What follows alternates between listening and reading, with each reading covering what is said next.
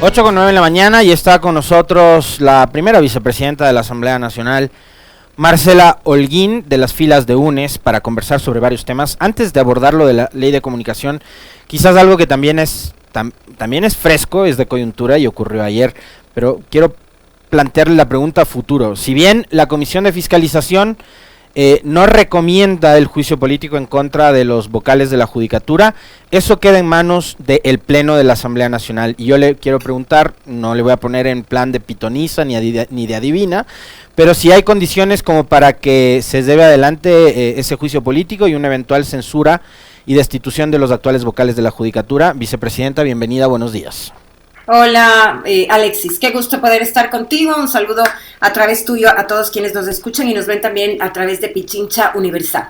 Creo que lo que sucedió ayer marca un precedente importante en términos de lo que nosotros hemos venido exigiendo por parte de la bancada RC, que básicamente es transparentar el accionar de la justicia, que no existe una justicia que únicamente se encargue o trabaje en función de los intereses de unos pocos, de los intereses del gobierno, sino todo lo contrario, en función de las grandes necesidades de la gente, que como escuchábamos en la entrevista anterior con Carlos Rabascal, son muchísimas, ¿no? Los índices de inseguridad crecen y la gente no se siente representada, ni por este gobierno, ni tampoco apoyada por una justicia que le da la espalda. Y eso no puede continuar. En este sentido, lo que ocurrió ayer es importante porque lo que simple y llanamente pasó es que no se aprobó el informe elaborado por Fernando Villavicencio, en donde se pedía nada más y nada menos que el archivo del juicio político a los 4 consejeros del Consejo de la Judicatura, algo de locos.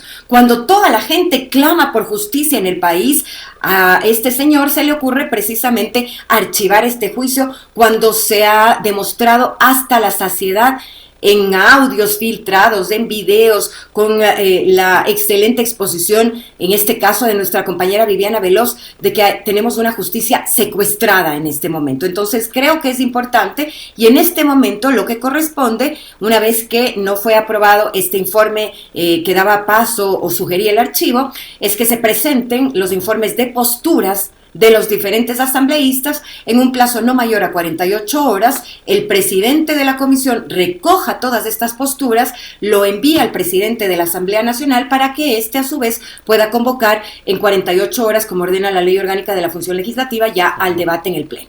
Ahora, vicepresidenta, esto ocurre, digamos, en momentos tan complejos que está atravesando la función judicial en su conjunto, pero principalmente los señores que conforman el Consejo de la Judicatura. ¿Por qué? Porque desde junio se han ido filtrando audios en donde se evidencia el rol político que ellos están tratando de cumplir o de jugar, por ejemplo, para interferir en lo que ocurrió en la arena política en la Asamblea. Fíjese, usted es la primera vicepresidenta ahora mismo del Parlamento, pero quisieron interferir para evitar la destitución de Guadalupe Llori. De hecho, eso es algo que también, a lo que también le voy a pedir que se refiera más adelante.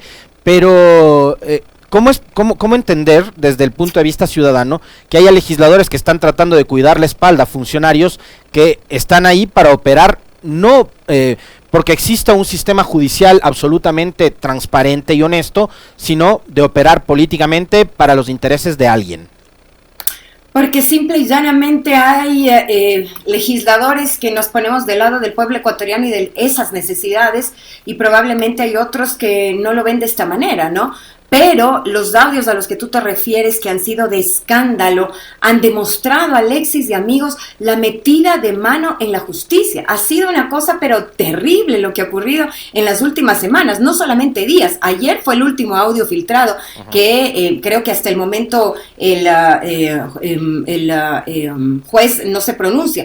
Pero son terribles porque evidencian precisamente lo que tú has dicho, que no solamente existe una justicia que ha sido infiltrada por los poderes de turnos, una justicia que ha sido maniatada por el poder político, sino también una justicia que en este mismo momento no responde a las necesidades de la gente. Lo veíamos en el caso Llori, en donde ahora existe una feria de acciones de protección y medidas cautelares a la carta. A eso es a lo que hemos llegado, y eso es precisamente lo que tenemos que cambiar, porque si es que no cambiamos de eso, corremos el riesgo de que todo sea peor en el país, país, de que los índices de inseguridad se eleven, de que las personas se sientan más abandonadas de lo que están, el sentido que tenemos de este poco optimismo en relación a lo que ocurre en nuestro país, pues va en aumento, y eso no le hace bien al país. Por eso la necesidad precisamente de actuar y de poner correctivos precisamente para que aquello ya no ocurra más.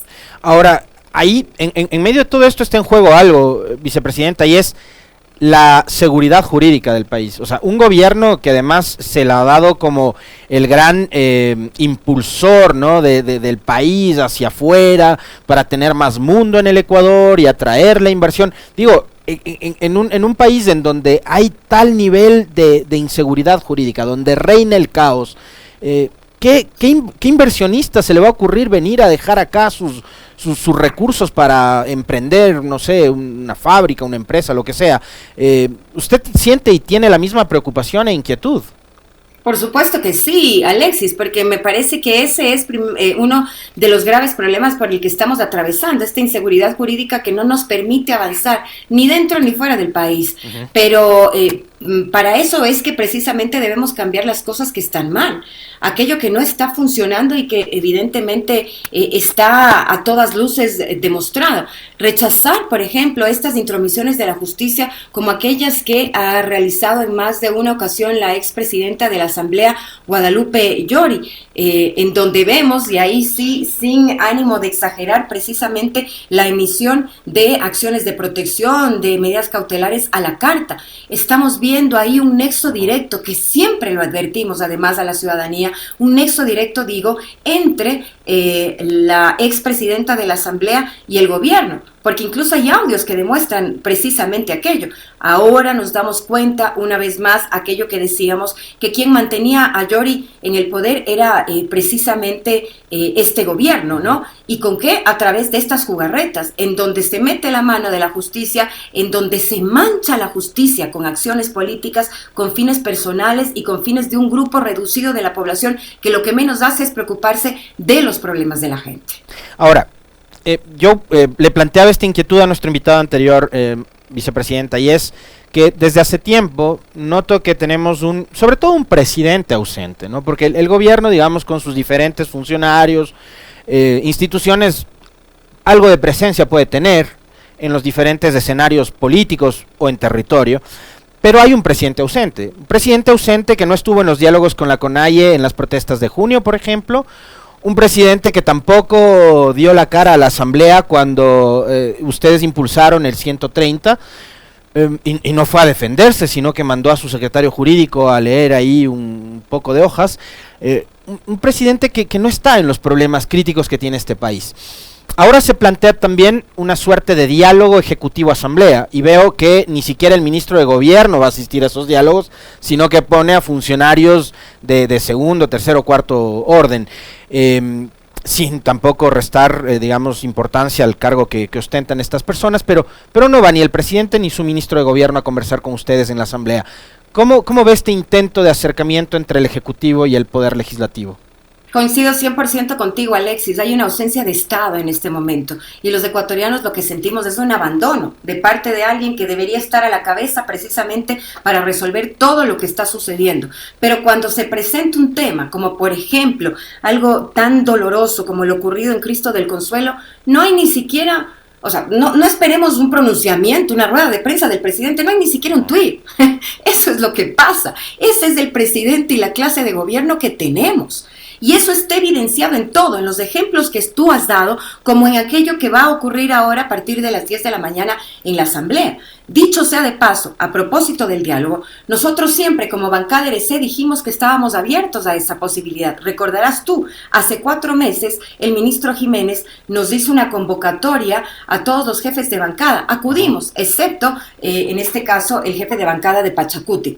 Una reunión que fue absolutamente pública, en donde estuvieron los medios de comunicación de principio a fin, en donde como la primera evaluación que se hizo fue el hecho de que debíamos continuar con este tipo de diálogos precisamente para tratar de conseguir acuerdos y también de alguna manera poder ver cómo operar los disensos que evidentemente van a existir. Pero de eso han pasado 4 meses, Alexis, y no se ha generado una sola mesa de conversación en relación a esos temas. Hace 2 semanas, por iniciativa del presidente de la Asamblea, Virgilio Saquicela, se convoca nuevamente al diálogo. Hasta ayer era prácticamente un misterio el hecho de si es que sabíamos de que ahora va a estar o no algún representante del Ejecutivo, hasta que ayer en la noche nos enteramos que van 3 funcionarios que, insisto, al igual que tú, yo no desmerezco a ninguna de las personas que han sido designadas en este caso, pero son funcionarios sin ninguna representatividad. Estamos hablando de un coordinador de planificación, estamos hablando de un asesor 4, Alexis. Va a ir una persona que es la directora de articulación política. Ellos son capaces de tomar decisiones a nombre del gobierno, no lo van a hacer. Y ustedes son el primer poder del Estado, vicepresidente, o sea, ya muestras, no sé ni cómo llamarlo, o sea, de desplante, de desprecio al Parlamento por parte del Ejecutivo son ya impresionantes. Pero no solamente es eso, porque por último que el gobierno desprecie a la Asamblea como institución, digamos que tampoco está bien, no importaría tanto como el desprecio que tiene a los ciudadanos del país. Porque si es que nosotros estamos buscando un diálogo es precisamente para poder acercar posiciones, para que ese diálogo nos conduzca de alguna manera entre el Ejecutivo y el Legislativo a acercar posiciones en función de trabajar por las necesidades de la gente. Entonces el desprecio no es para nosotros, Alexis, el desprecio es para la gente, para las necesidades, para las inquietudes de la población. Eso en primer término. Pero yo siempre lo dije, y creo que ahora el tiempo me da la razón, yo siempre dije que esta pugna que existe entre el Ejecutivo y la Asamblea Nacional es algo que le conviene al gobierno. Al gobierno le conviene mantener abierta, latente, esta pugna con la Asamblea Nacional, porque no hay mejor forma que de culpar al otro de los desaciertos y en este caso también de la ineptitud del gobierno nacional. Entonces, por eso no va el diálogo.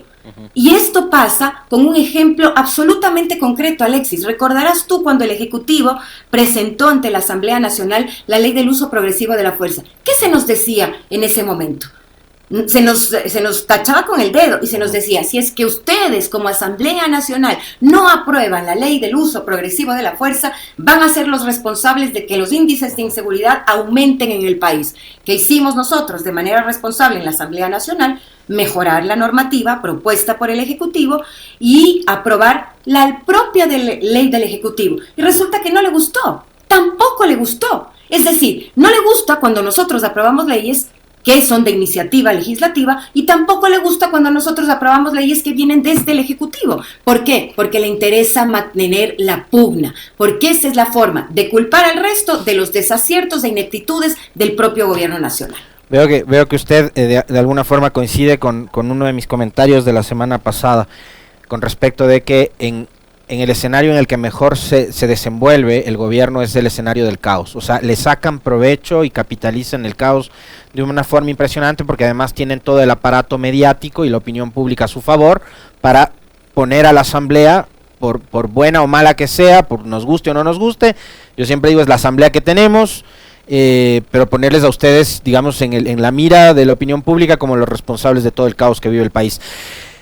Está a la expectativa también, vicepresidenta, de lo que pueda suceder con respecto del veto del Ejecutivo a la Ley de Comunicación. Usted, además de ser política en activo ahora, es comunicadora, es periodista, ha sido periodista con una dilatada trayectoria en medios de comunicación y sabe cuáles son los bemoles de esta profesión y también, digamos, conoce a profundidad lo polémica que resulta la ley de comunicación y hablar sobre esta normativa, ¿no? Entonces, no ha escapado de la polémica. Lo último que ha dicho el presidente, y va a ver usted, no sé si puede en su monitor, si es que lo tiene a mano, pero el último tuit lo vamos a compartir en imagen. El presidente Lasso hace algunas horas, concretamente ayer a las 18:30, ha publicado que con el aporte que recogimos de la prensa en las mesas de diálogo estamos finalizando el veto que realizaremos a la ley de comunicación que aprobó la Asamblea. Nuestro compromiso siempre será con la libertad de expresión, pilar fundamental de la democracia. Si están viendo en este momento la imagen en pantalla, la captura del tuit del presidente, se van a encontrar con una mesa en donde están exclusiva y únicamente hombres, no hay ni una sola mujer, cosa que de entrada me llama la atención. Lo otro es que está Diego Ordóñez también, no solo ha sido experto en seguridad, sino también en temas de comunicación. Otra cosa que me llama poderosamente la atención es que a ningún periodista de esta emisora, por ejemplo, y de medios alternativos que conozco y con los que he tenido la oportunidad de conversar, le han invitado a estas mesas de diálogos. He visto periodistas que han mantenido cierto nivel de cercanía o de afinidad con el gobierno, sentándose a conversar con el señor Pipo Lazo, a quien además yo no tengo ni el gusto ni el disgusto de conocerle. ¿Cuál es la expectativa que usted tiene con respecto del contenido de este veto del Ejecutivo a la Ley de Comunicación, vicepresidente? No había visto y estaba precisamente tratando de ver el tuit enviado hace 13 horas exactamente por el presidente de la República en relación a este tema. Primero coincido contigo, Alexis, en las mesas de diálogo que él dice que ha formado para hablar y tratar el tema de la ley de comunicación. Primero, yo no he visto a trabajadores de la comunicación, no lo he visto. Más allá de siempre los mismos grupos de las corporaciones mediáticas y de las mismas agrupaciones que supuestamente dicen defender la libertad de expresión en el país y a los periodistas cuando les conviene porque son de su grupo de amigos. Pero yo no he visto, por ejemplo, tampoco a representantes de los medios comunitarios sentados al lado de las autoridades gubernamentales dando sus puntos de vista en relación al informe de minoría aprobado por la Asamblea Nacional. Entonces, en ese sentido, yo creo que sigue siendo el mismo grupo de amigos que se reúne para decir las cosas que Lazo quiere escuchar, en este caso. Lamentablemente es así. Esto en primera instancia. En segunda instancia, creo que es importante señalar que este informe de minoría recoge aspiraciones de muchos asambleístas, porque son además propuestas de varios asambleístas con los cuales coincidimos. Yo presenté unas reformas, lo hizo también asambleístas de Pachacutic, y coincidimos en muchos temas, entre ellos lo que tiene que ver con el tema de la libertad de expresión, la relación que tiene que tener el Estado con los medios comunitarios, no el gobierno, el Estado con los medios comunitarios. Pero vamos poco a poco. Se habla y se criticaba diciendo que esta va a ser una ley que coarta la libertad de expresión. Eso es lo que dicen a viva voz los representantes de los medios hegemónicos y de los grandes medios de comunicación. Alexis, una de las propuestas que yo hice de reforma y que fue recogida y aprobada en el informe de minoría fue precisamente excluir el término opinión de la reglamentación de la ley. ¿Qué quiere decir? Una ley es precisamente para marcar una cancha, ¿no es cierto? Y para regular. Eso significa tener una ley, regular ciertos aspectos, ciertos parámetros o lo que sea. Si es que dentro de esta regulación no está la palabra opinión, ¿estamos nosotros coartando la libertad de expresión o haciendo totalmente lo contrario? O sea, creo que la respuesta es absolutamente obvia. No estamos poniendo ningún tipo de cortapisas al término opinión. Es decir, estamos dejando que todos, no solamente los medios, sino también, en este caso las audiencias, se expresen libremente. Primera mentira, no estamos coartando la libertad de expresión. Segunda mentira, dicen que esta es una ley sancionatoria, que nuevamente vamos a ir por el tema pecuniario, que las sanciones económicas, que la judicialización. Tú recordarás, como lo harán quienes nos están escuchando y viendo en este momento, las reformas presentadas por Moreno en el periodo pasado de la Asamblea Nacional, que dicho sea de paso cayeron en mi comisión y las tratamos en la Comisión de Derechos Colectivos de la que yo formaba parte. Las reformas enviadas por Moreno judicializan la comunicación, hacen que cualquier tema y conflicto que se pueda dar entre las audiencias y los medios de comunicación tengan como fin último de resolución la judicialización de la comunicación. Por eso es que nosotros, como bancada RC, no apoyamos. Entonces, si es que me preguntas, en este momento, si es que hay un problema entre las audiencias y los medios, te vas así, directo a la judicialización de la comunicación. Nosotros, precisamente para evitar aquello, es que hemos propuesto nuevamente la figura de la mediación a través de la Defensoría de Audiencias, que no es una Supercom, porque también en eso le mienten a la gente. La Supercom ya no existe. En las reformas pasadas enviadas por Moreno se quedó fuera la Supercom. No hay sanciones económicas. Y la Defensoría del Pueblo tiene un rol específico de tutelar los derechos de la ciudadanía. Nosotros lo que hacemos es valernos del aparataje, si cabe el término, de la Defensoría del Pueblo, que está a nivel nacional, para que desde ahí exista un defensor de audiencias y que sirva como una medida conciliadora ante un eventual caso de conflicto que podría haber entre las audiencias y el medio de comunicación. ¿Para qué? Para que se resuelvan los problemas así, como en familia. Eso, y no tengan que ir a los recursos otros, como por ejemplo las sanciones económicas y peor la judicialización. Entonces le están mintiendo a la gente. Habría que preguntar por qué le mienten. Y otra cosa es que además nosotros proponemos que no solamente exista esta figura de mediación, sino que en el caso de un eventual conflicto se resuelva también a través de la capacitación. No ha habido peor cosa para algunos opinólogos que ya salen a vociferar diciendo, Dios mío, qué horror, pero ¿cómo se les ocurre capacitar? Alexis, de eso lo he escuchado yo en más de un medio de comunicación y de verdad que me he quedado pero sorprendida. ¿Cuándo la capacitación es mala? O sea, prefieren que en lugar de capacitar a un medio de comunicación para que tenga mejores herramientas, para que haga mejor su trabajo, en lugar de esa capacitación, prefieren la sanción, prefieren la judicialización. A esos niveles hemos llegado. Y a esos niveles de mentir hemos llegado. Y yo creo que ya basta de mentirle a la gente. No es posible decirle a la gente cosas que no son ciertas solamente por conservar sus pequeñas parcelas de poder. Hay un nivel de manipulación, yo coincido absolutamente con usted, vicepresidenta, hay un nivel de manipulación que llega justamente a distorsionar, en este caso, digamos, textos específicos que constan en estas reformas. Hay algo que a mí sí me llama la atención, porque además yo soy un constante crítico de quienes se han convertido en permanentes promotores de noticias falsas, y en esta reforma ustedes incluyeron una cápita que tiene que ver con eso. Ahora, el tema es, a ver, yo estoy de acuerdo con que hay que no solo regular, sancionar, impedir que se publiquen noticias falsas, pero ¿cómo se determina aquello? Bueno, básicamente lo que nosotros queremos es propender a, primero, que exista en el país una garantía del derecho a la verdad, que es diferente. Prohibir la difusión de noticias falsas, además, está amparado en los artículos 16 y 18 de la Constitución de la República de nuestro país, en donde se establece claramente en nuestra Carta Magna de que las noticias, de que la información debe ser una información veraz, debe ser una información contrastada, verificada. A eso nos referimos cuando nosotros hablamos de garantizar la verdad. No es la verdad de determinado grupo político, de la que me conviene a mí, no.